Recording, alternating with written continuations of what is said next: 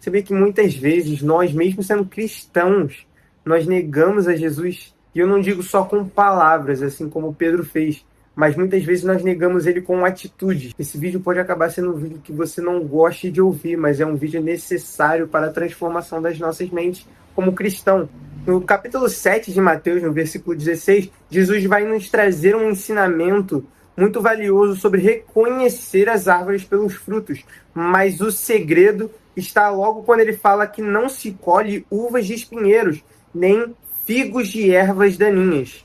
E aí, logo no versículo seguinte, ele vai falar: assim a árvore boa produz bons frutos e as árvores ruins produzem maus frutos. Aqui Jesus quer trazer para nós o ensinamento de que no mundo espiritual não existe aquele crente Raimundo. Ou você está no mundo ou você está na igreja. Porque enquanto a gente olha as aparências, Deus vai nos mostrar lá em 1 Samuel que quando o profeta chega na casa de Jessé para ungir o rei, ele olha e vê um irmão mais forte do que o outro. E ele fala que é esse porque ele é formoso, mas Deus não olha para a formosura do irmão, mas ele olha sim o coração. E ele escolhe Davi por conta de seu coração.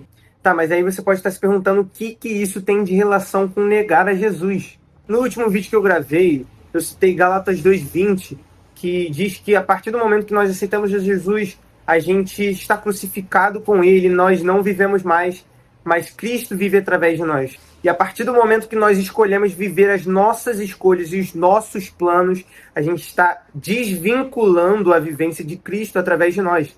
Mas para que vocês entendam mais claramente que essa atitude é uma atitude de negação a Cristo, eu vou trazer para vocês uma comparação de alguém que realmente, claramente negou a Jesus, que foi Pedro, onde está escrito lá em Mateus 26, do versículo 69 até o 75, que diz assim: ora, estava Pedro assentado fora do pátio, e, aproximando-se uma criada, lhe disse: também tu estavas com Jesus o Galileu. Ele, porém, o negou diante de todos, dizendo: não sei o que dizes. E saindo para o alpendre, foi ele visto por outra criada, a qual disse aos que estavam ali: este também estava com Jesus, o Nazareno. Ele negou outra vez com juramento: não conheço tal homem. Logo depois, aproximando-se os que ali estavam, disseram a Pedro: verdadeiramente és também um deles, porque o teu modo de falar o denuncia. Então começou ele a praguejar e a jurar: não conheço esse homem. E imediatamente cantou o galo. E bom, a partir daí a gente já conhece a história do remorso que ele teve, mas aqui a gente vê que Pedro negou a Jesus com palavras. E como somente Deus pode sondar o coração do homem, a única coisa que nós podemos fazer é especular o porquê que ele fez aquilo. Medo de morrer ou alguma outra motivação. E uma das frases que eu falei também no último vídeo é que a gente deve colocar a nossa fé acima do nosso sentimento e acima das nossas vontades. Mas quando a gente não faz isso, a gente nega a Jesus. Então, resumindo bem tudo que eu falei, a gente encontra o mesmo erro se a gente analisar quando nós negamos a Jesus e quando Pedro negou a Jesus, a gente vai encontrar exatamente o mesmo erro, que é colocar a nossa fé abaixo do que nós sentimos ou do que nós pensamos.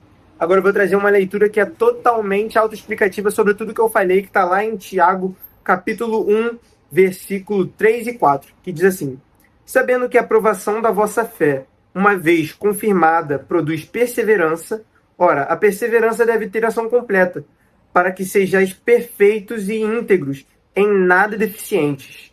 Interessante que um dos significados da palavra íntegro é inteiro. Algo bem curioso que eu fiquei sabendo ontem foi que, quando eu assisti a pregação de um pastor da minha igreja, ele citou exatamente esse texto e ele falou que Tiago é considerado Provérbios do Novo Testamento, porque ele possui ensinamentos muito práticos da nossa vida.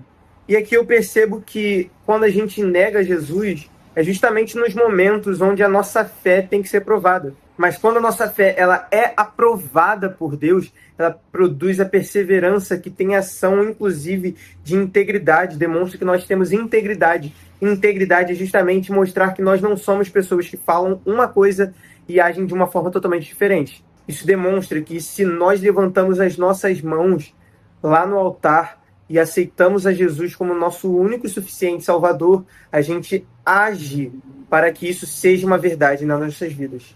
Isso significa que a solução para a gente não negar a Jesus e manter a nossa fé íntegra é necessário a gente fazer justamente o contrário do que é negar a Jesus. Se negar a Jesus significa colocar os nossos sentimentos acima da nossa fé, o nosso saber acima da nossa fé, o que a gente acha acima da nossa fé, aceitar a Jesus verdadeiramente em atitude significa colocar a nossa fé em Deus acima de tudo aquilo que nós temos no nosso coração, dentro da nossa alma. E para você que não viu o último vídeo que eu gravei falando sobre fé radical, eu falo exatamente sobre isso. Então, para você que quer aceitar Jesus verdadeiramente em atitudes, vai lá assistir aquele vídeo que eu tenho certeza que vai ser muito edificante. Eu falo sobre a fé que transcende as nossas necessidades.